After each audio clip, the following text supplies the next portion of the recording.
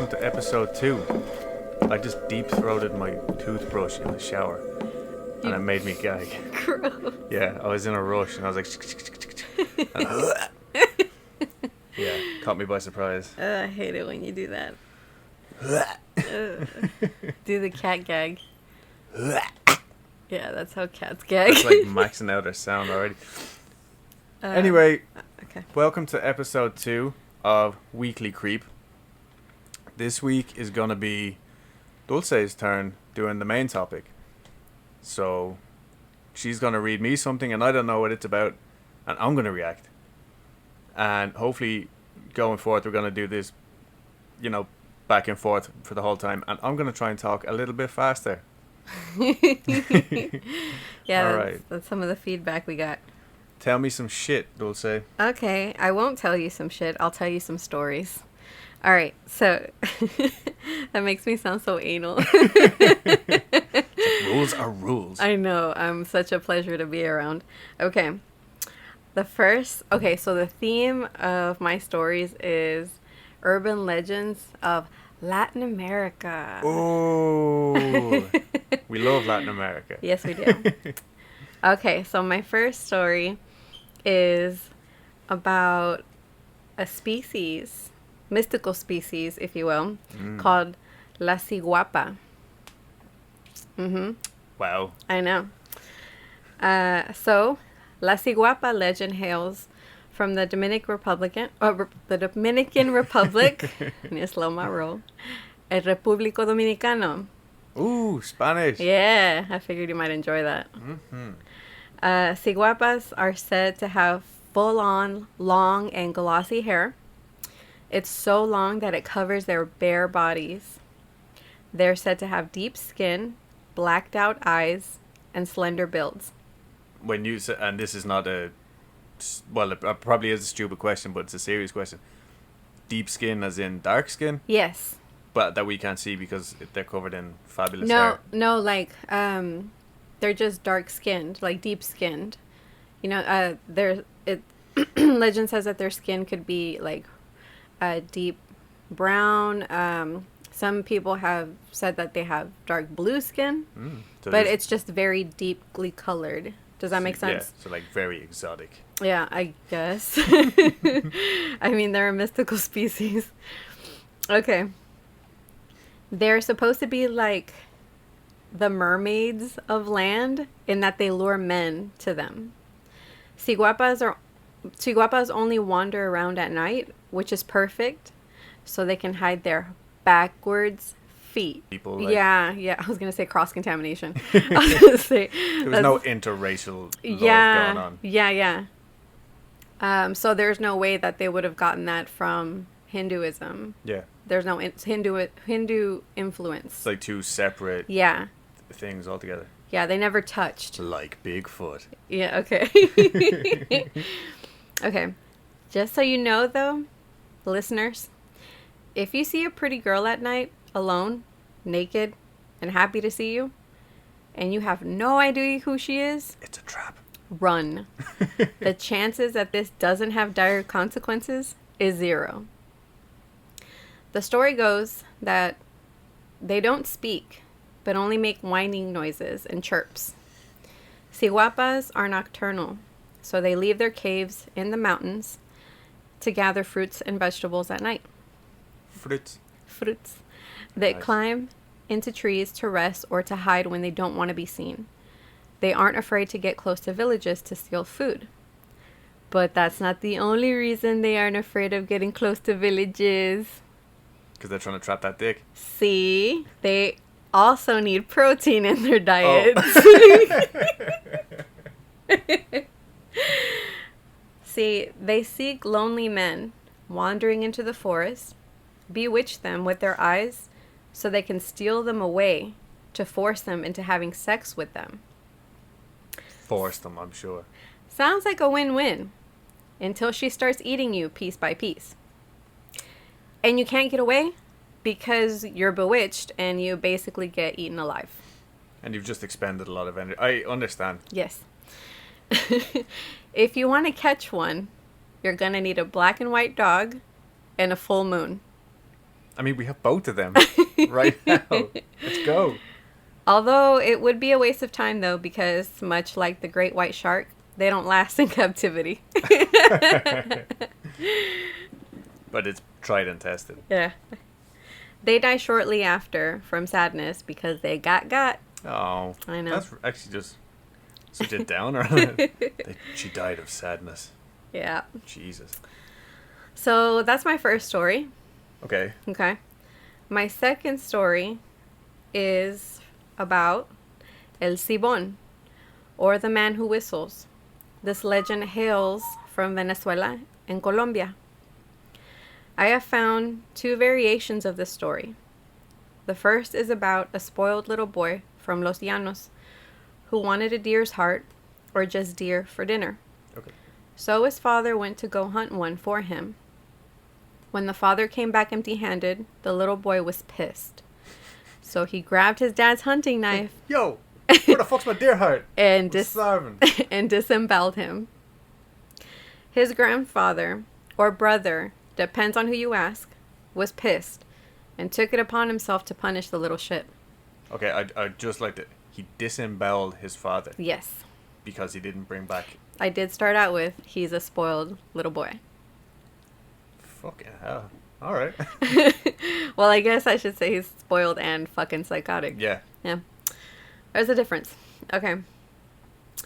So, he was tied to a post and whipped repeatedly. Some say he had hot peppers rubbed into his wounds. Others say lemon, salt, and alcohol. Either way, he was getting his ass handed to him. Yeah, that's awful. He was eventually released and given a sack with the remains of his father in it to carry as a reminder of what he had done. Jesus Christ. This story... What? I know. His grandfather then cursed him. And this is in Spanish. Eso no se le hace a su padre. Maldito eres. Pa toda la vida. That translates to... Oh, wait. Something to do with your father. And this is for life. For the rest of your life. Yeah. See? You should not have done that to your father. You will be damned for the rest of your life. Oh. Good job. See? You're picking up stuff around the house. Yeah. But anyways, he told him that before he set the family dogs after him. As the dogs chased him, the boy whistled the traditional music scale until the dogs finally caught up to him. Now, when I say the music scale, you know, like the do, re, mi, fa, sol, la. Yeah. I thought that was interesting. I think my theory is that he was whistling to show that he gave zero fucks. Fucking kids, man. Okay. And I'm also picturing, and this is not meant to be offensive to anybody, a pack of chihuahuas chasing just, you know. But also, like, what, you think he was just being like, come at me, dogs? I think he was whistling to show the rest of his family that he didn't feel remorse for what he did. Oh, it was like, no. Yeah, okay. exactly. But I read another origin story of El Sibon, which is a little different. According to the legend, the spirit was a youth who murdered and disemboweled his father for killing his wife, saying that she was a slut and that she was asking for it. But the outcome of torture, bag of remains for shame, and death by dogs is still the same. Jesus. Yeah. I don't know which, like, well, I suppose the one that's more kind of like realistic is the second, like, you know, Yeah. he freaked out because he killed his wife. Yeah, but like when I was doing the research, the more common one that I kept coming across is about the little spoiled boy. Yeah. Yeah. Wow. But who knows? Either way, you got fucked up. Yeah. So, but what's important to note, like I mentioned before, is that the kid whistled in the traditional 7 notes in a drawn-out fashion. Like, he did it slowly. Like, Okay. You know what I'm saying? Like, do, right, you know? Yeah. He now does this in death, doomed to walk the earth with his father's remains in tow. Oh, that, can you imagine? Exactly. So that's what happens. El Sibon wears torn up clothes and a wide-brimmed hat. If you hear these notes in the night from far away, he's actually close to you, because apparently He's a fucking ventriloquist who can throw his voice. That's so interesting, though, because that sounds like another... you're probably going to end up covering it because I can't think of it. But it sounds like another story that it'll come to me later. You'll probably cover it now. But I've heard of that same thing before. Like, the quieter it sounds, the further away it sounds. The closer he is. You're getting it. Yeah. Let's see. His victims are exclusively bad men, like womanizers. The bad man. And his favorite, drunks. It is said that he sucks the alcohol of sleeping drunk men through their belly buttons. Wow. Until they become shriveled up and die. Jesus. I thought it was funny. Just like, what happened to Mo? Oh, dude. Fucking He's LC a raisin. Bond. Yeah. Fucking mummy over here. Like overnight. As for womanizers, he tears them limb from limb and adds their body parts to his bag. Okay, that's hardcore. That's metal. Metal, yeah. Wow. All right. Just a bag of meat. Yeah. A frightening element in this story is that El Cibon enters people's homes at night. He lays his sack of bones on the floor and starts counting them. If no one hears the clatter of the bones or notices his presence, this means one member of the household will die in their sleep. This story is so fucking cool. So Can you imagine, like just the, I don't even know, Yeah. what do bones sound like? Just like real quiet, like tinkering away, and you're just like lying in I bed imagine going, like oh shit. I imagine like bones sound like how my silverware sounds when I'm eating. Like just a lot I of suppose. clanking. Yeah, the Lion King kind of sound effects, I guess. What? I don't know. There's a lot of bones in that. Anyway. It is always mentioned that there are ways people can protect themselves from this ghost. One way is just to remind him of his terrible crime and why he's cursed. Another way is to keep the items El Cibon is most afraid of handy. They include a whip, hot peppers, or a dog. Again, we have all three Yeah, we do. ready to go. So we we're good. are blessed. Yeah, we are good. I'm so glad we went to the whip, hot pepper, and dog store before this started. So what do you think about my second story? I honestly, sometimes local, like folklore and stuff kind of breezes over me, and I'm like, yeah, spooky story, whatever. Yeah. That genuinely, if you just picturing this fucking dude, and that in particular, hearing him. I suppose if you hear him, you're safe, but. Well, not from far away. Oh yeah, I forgot all about that. I was just talking about the bones. Yeah, Yeah. no, the whistling at night, no. Yeah. No, fuck, that one is genuinely. Yeah. I forgot to ask what you thought about my first story. I'm so scared of that second one. I can't even know. Yeah, The backwards feet. the backwards feet. So Yeah. that got me because I've just lately heard a lot of stories about the legend behind the gin is Yeah. slightly different, and I'm sure we will end up covering that probably pretty soon. Yeah. But it's trying to be what it can't be, Yeah. and that in itself It, just yeah. kind of spooks me. It's like, oh, Yeah. you bastard! You're just Like trying to trick us. skinwalkers. Like Like skinwalkers. skinwalkers. Yeah. The whole thing is trying to get one over on you. You know what I mean? Yeah, but doing an awful job to Yeah, the point where they're yeah. just fucking scary. Their Their effort is scary. Yeah, like the dude in Men in Black when he has his face is falling off and shit. Oh. That freaked me out when I was a kid. Okay. We'll discuss Men in Black later. Okay. Okay. So, my last story comes from Guatemala, and some have heard it in Mexico. It's a cautionary tale for young girls. It's about a small demon called El Sombreron. El Sombreron. Which basically means a dude with a big hat. That could be everybody. Yeah. Well, he's also known as Zitzipitio or Zitzimite. I'm probably butchering that wrong. I doubt it. or just the goblin. Oh. Yeah. Again, because he's small. Oh, yeah, of course. Yeah. Small things. Yeah, okay. He's like, I guess the PC term would be little person. Yeah, I suppose now. Yeah. His attire is just as jazzy as his name. He is decked out, all in black, with a huge black brimmed hat. This could literally be me. His accessories include sweet boots and an iced out belt. Okay. I need to be friends with this guy. Wait.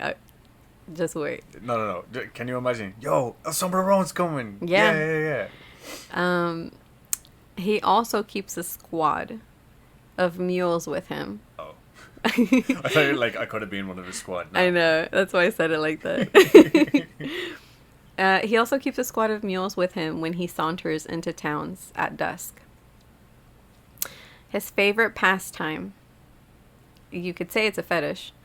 His favorite pastime is braiding hair. Oh, that is freaky. I know, I'm getting like chills just thinking about it.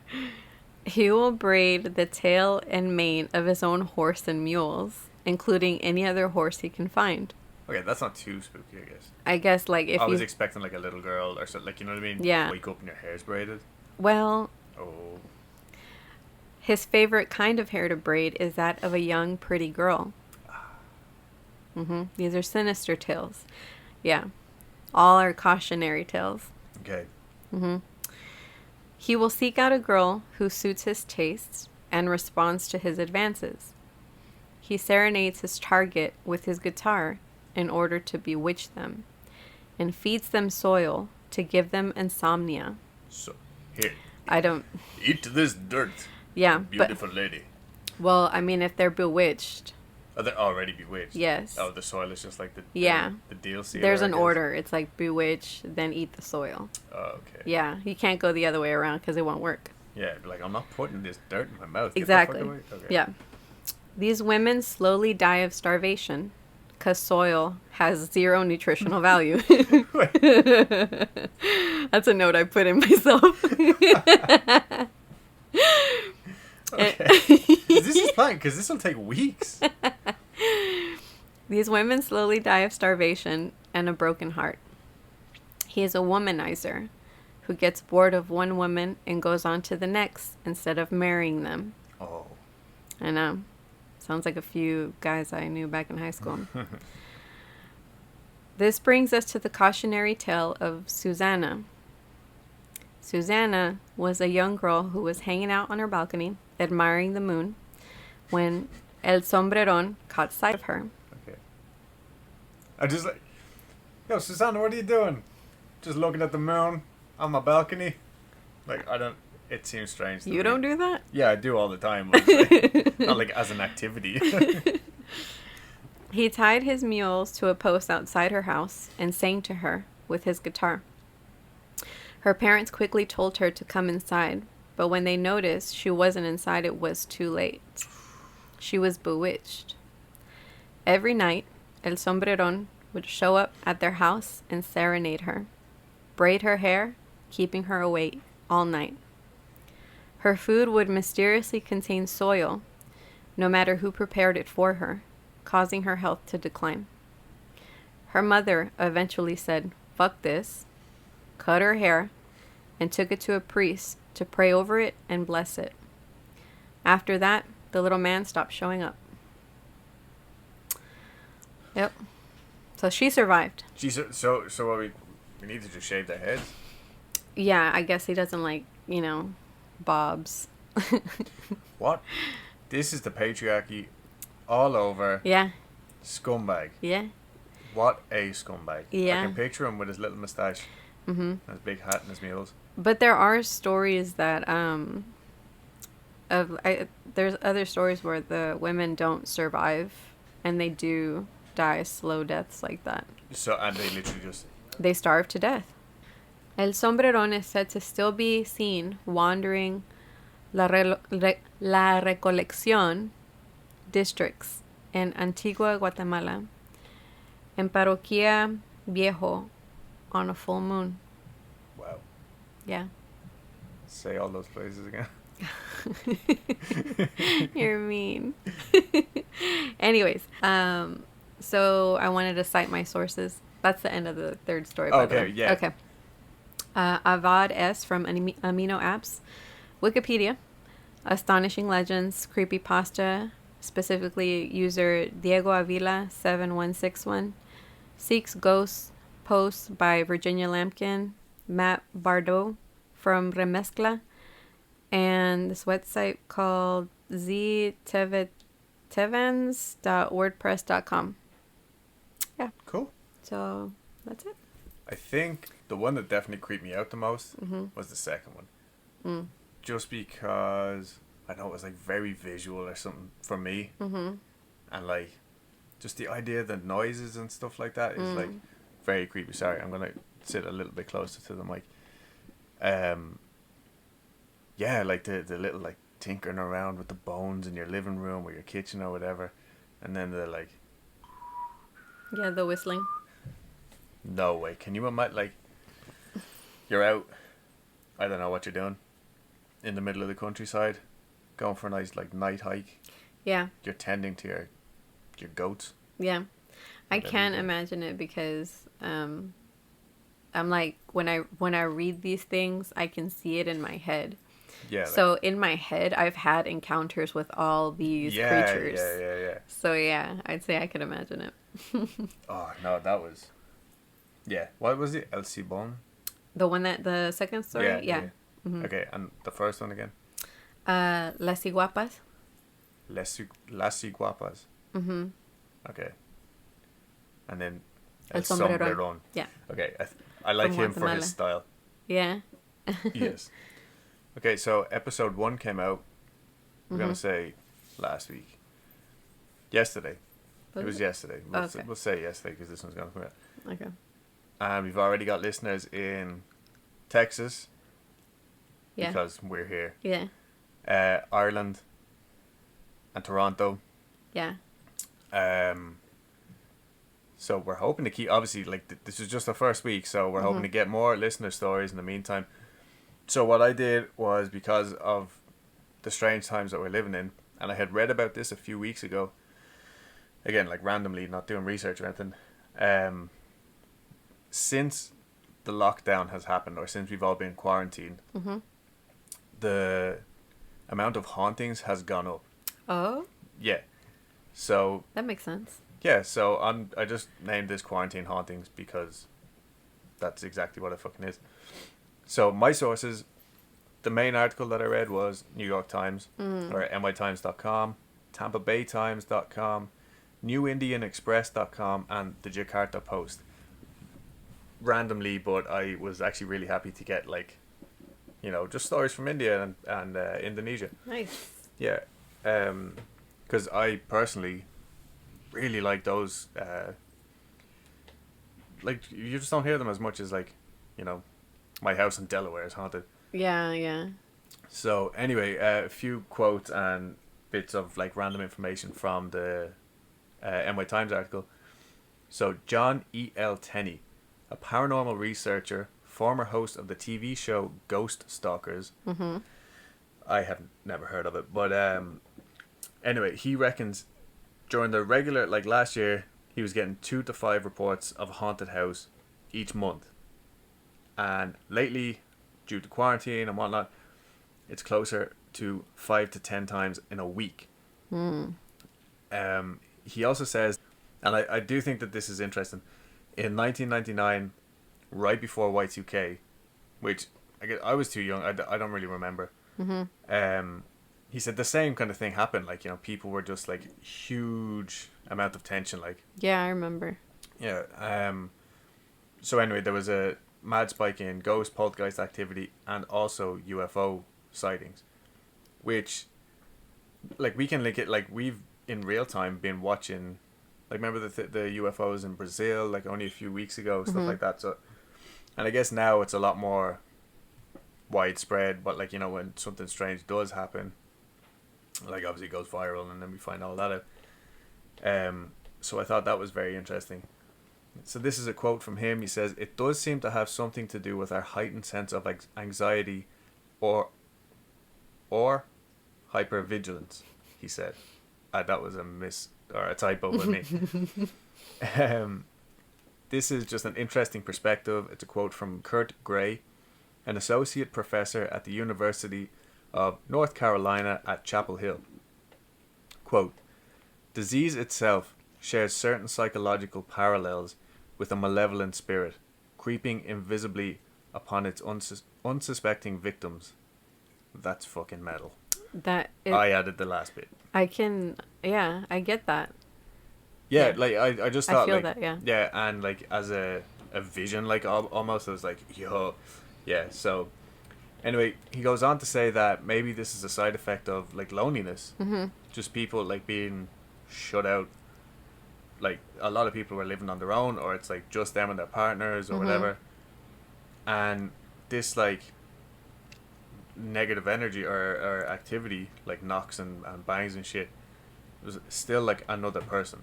Or they could say, oh, like, that's Bob or whatever. So I thought that was an interesting point. So my opinion is this, or one of my theories rather, is, are these people manifesting it themselves through like the amount of stress that they're under, and just the amount of like sadness and loneliness, and like, this isn't what we're used to. Humans don't like change. Yeah, I agree with you, because I think of it like, say you're in a box. I mean, technically, if you're in your house or your apartment, you essentially are, right? And say you don't take a shower, like since quarantine started, and then all the way till it ended, you didn't take a single shower.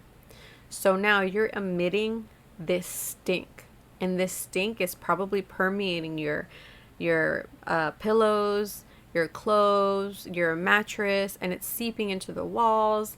I would imagine that the same thing would happen with your emotions, and you could absolutely manifest activity in your own home because of your emotions. You know what I'm saying? Yeah, that's a really good way of putting it, actually. I never thought. You're the descriptive one. You like, in general, like, you have a very good way with helping me visualize things anyway. I can words good. You can words good, and I can't. But no, yeah, that's that's exactly the perfect way to put it. So that's one theory, which I love ghosts. I believe in ghosts, everything, but I do like to believe that there's a certain amount of it, it can be explained away, whatever. My other theory is, if it is the paranormal, if it is ghosts and spirits around your house that you never noticed before, are the ghosts stressed because they're not in a routine? No, seriously. They're like, you're stressing me out, man. Yeah, they're like, what the fuck is Mark doing here? Mark's here all the time. I've been trying to let out ghost farts silently. Like, I usually wait until he goes to the office or jogging or whatever. Or maybe they're just pissed off because of the change in routine. Weird. If they are just human ghosts, human spirits, are they just as affected as we are by this like messed up change? That's interesting. Like, a lot of people are reporting like their dogs and cats are pissed off because all of a sudden, like, their humans are home all the time. Same thing for ghosts, maybe, I don't know. Anyway, we're gonna jump straight into these accounts. Okay. Because that's what we're all here for. So, Brandy Stark. Is she related to Iron Man? No. She's actually the Starks of Winterfell. Okay. Oh, yeah. So, anyway, Brandy Stark, leader of the paranormal investigator team. That's just a weird way of saying it. Okay. Paranormal investigation team. Okay. Spirits of St. Petersburg, says that she has also had multiple requests since quarantine began. She says mostly people just wanted to come around and check out, like, these new sounds that they've never noticed before.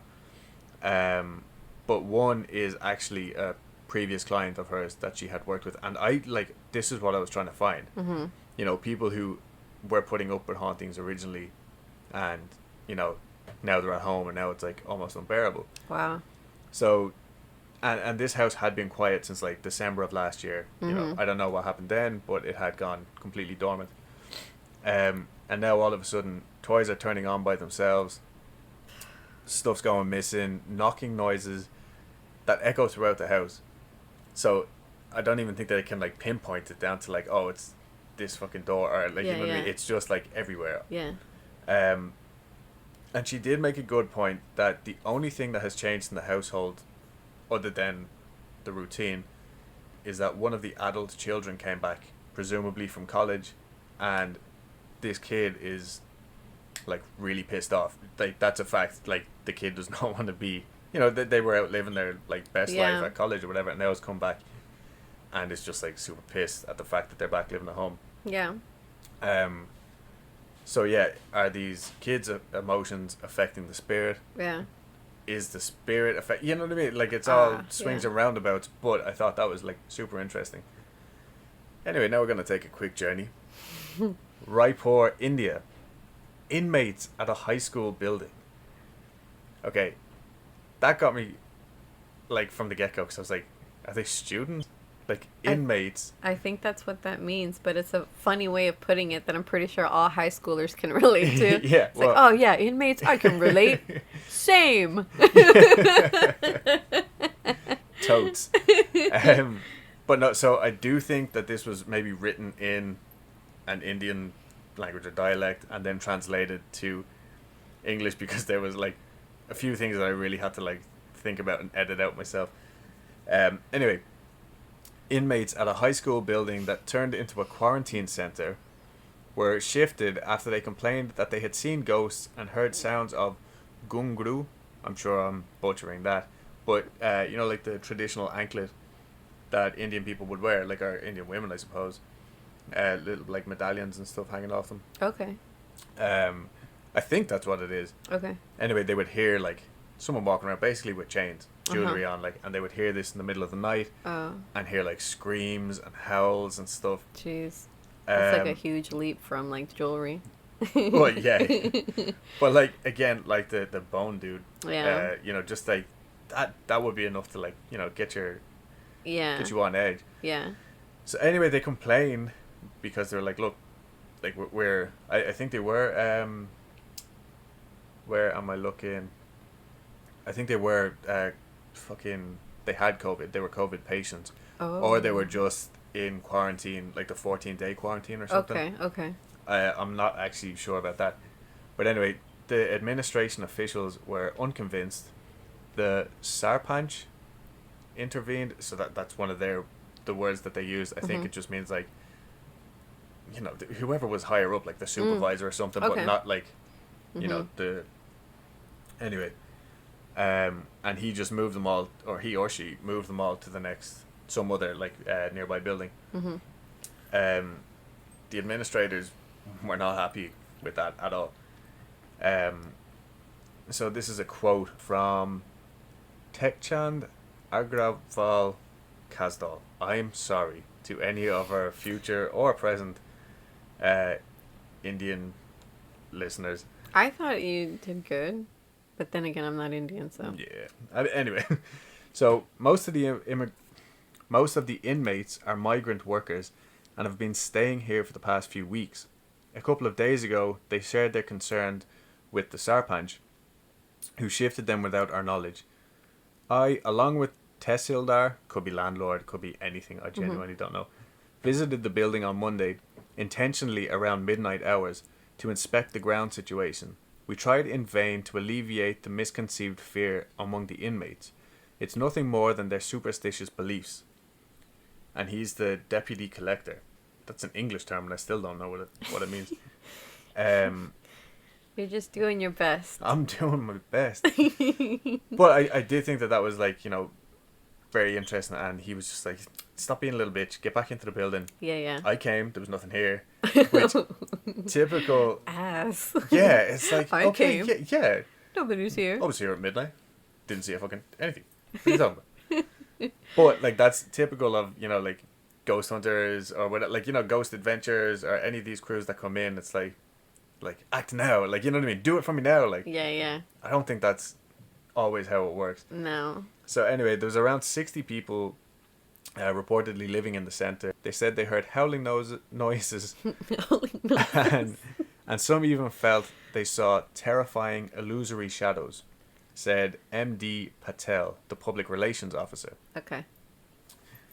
This is another shitty quote. The gullible people get carried away with such unfounded beliefs. There is no existence of ghost or paranormal things, said rationalist Dr. Dinesh Mishra, a recipient of the National Award for Promoting Scientific Temper. I actually didn't read that bit earlier on. That's a crazy title to have. It and I don't know, is. like, maybe I can run for that next year. I'll try. It's funny how they put in that bit of rationalist. It's like, okay, common sensor. You know, like, who the fuck cares? I'm gonna, next time, like, I'm asked on Google, like, Doctor, Mr., Mrs., I'm gonna put in rationalist and just see what happens. Okay, so I actually, like, chopped these up on purpose. This next one is from Los Angeles. A person called Adrian Gomez said that their quarantine life was normal at first. They had like a long list of, you know, they were walking 2 miles a day, bacon, crap like that. All lies. They were sitting on the couch eating like the rest Eating of us. bacon. Yeah. So. Oh wait, they're Indian. Do they? No. This dude's in Los Angeles. Oh, I was like, shit. Yeah. Anyway, so Adrian said, like, all of a sudden one night the doorknob just began to rattle vigorously. Was what he said. So loud he could hear it from across the apartment. So this was like the front door of the apartment, and so they went to the door and they opened it and there's nobody there. And this was, I'm assuming, at the beginning of April. So like they were well adjusted as you can be to quarantine life. Mm-hmm. Then in mid-April he was just like lying in bed chilling out. It didn't actually say whether it was daytime or nighttime. I think it was daytime.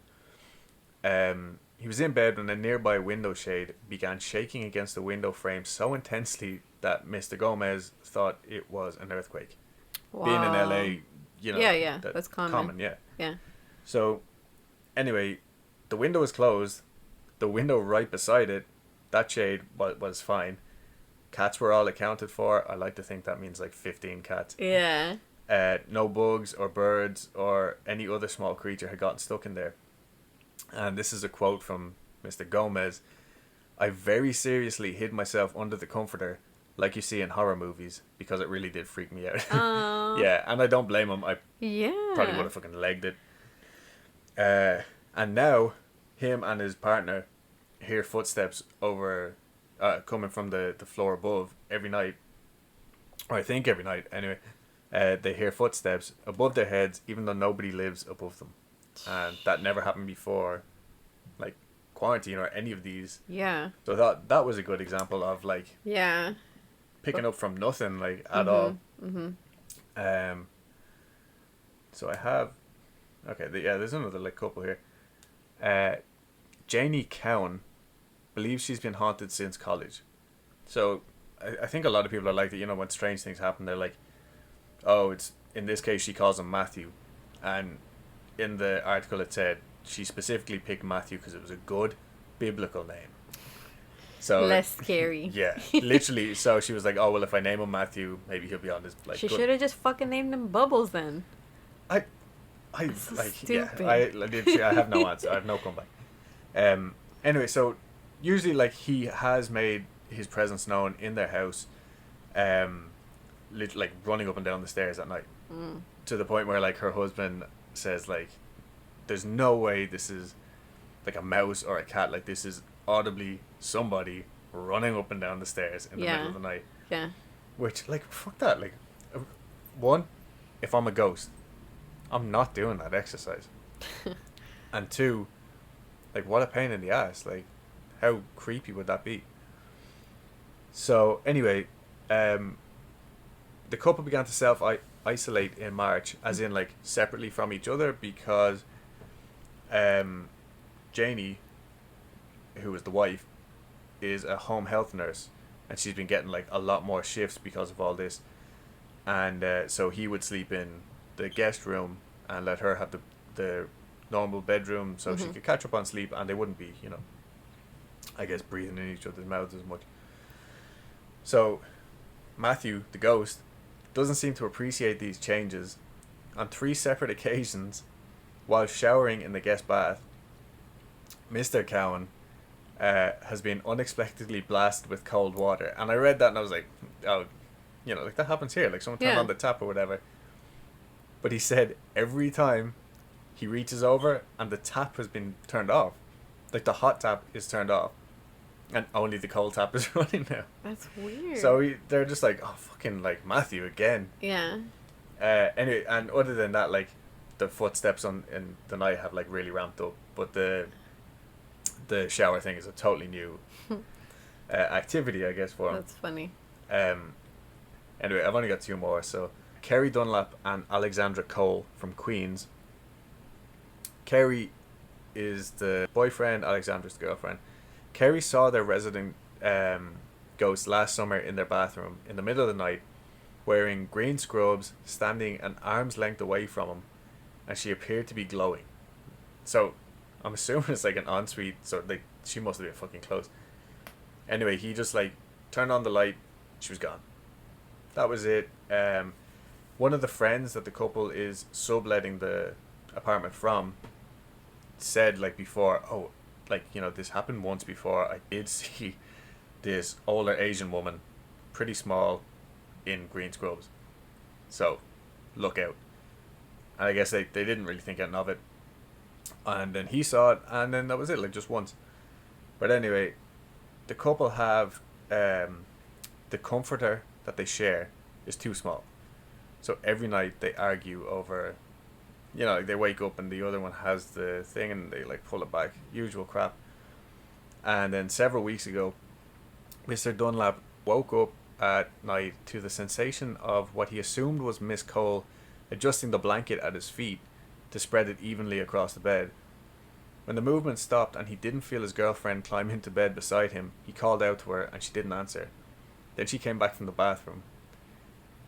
It was so weird, dude. This is a quote. It was so weird.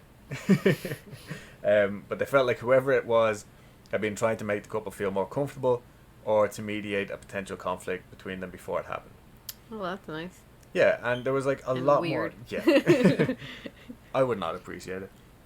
So plenty more other stories out there since quarantine, and like same, it's all like a lot of the same stuff. People hearing noises, weird like stuff going missing, stuff like this. Typical like poltergeist stuff. Activity. Yeah. Yeah. So I figured I kind of picked like the best ones that I saw, and then I found this one. This one is the Jakarta Post. Okay. And so in Indonesia, fed up with people breaking virus quarantine rules, one Indonesian politician has decided to scare rule breakers straight by locking them in a haunted house. Newcomers to the area weren't respecting the 14-day isolation period, so Sukawati, instructed communities to repurpose abandoned houses that were feared to be haunted. 5 people have been tossed into Shragans, spooky jails so far. If there's if there's an empty and haunted house in the village, put people in there and lock them up, Sukhavati told AFP Tuesday when asked about the rule. Now, this lady is like ruthless. I think it's a lady, or this person is ruthless. Officials in Sipat village chose a long abandoned house and outfitted it with beds placed at a distance and separated by curtains, which isn't exactly great quarantine practice anyway. But so far, the village has locked up 3 recently arrived residents who are being forced to spend the remainder of their 2-week quarantine in the spooky abode. Among them was Harry Susanto, who said his punishment hadn't brought him face to face with any ghosts so far. Quote, "But whatever happens, happens," said Susanto, who came from the neighbouring Sumatra island. "I know this is for everyone's safety. Lesson learned." That's funny. He's like, Yeah. Whatever happens in Indonesia haunted house stays in Indonesia haunted house. Hey, look, I was a Whatever dick. happens. I deserve it. Yeah. So that's how they're getting their comeuppance. All right. So I think that's it Yeah. for this week. That's episode 2. All right. I hope everybody liked it as much as last week's. And if you didn't, we hope you like this one. Yeah. Please don't leave us. All right. So you want to tell them where they can find us? No, you got it. Okay. On Instagram, we are Weekly Creep Podcast. You can DM us there. Any personal stories. Again, it doesn't have to be paranormal. Anything spooky, strange, weird encounters with real life people. Yeah. Vampires, Creepos. strange looking fish. It doesn't matter. Yeah. So yeah, that's Instagram at Weekly Creep Podcast. Or email us if your story's a little bit longer. Don't worry about it. We'll take any stories. If it's 2 sentences, if it's 14 pages, I don't care. We want it. It will get on the show eventually. Mm-hmm. And yeah, we're also on Twitter. I think at Weekly Creep Podcast as well. I think it is. And yeah, so we'll see you next week. Bye. Bye. That's the wrong one. That's still the wrong one.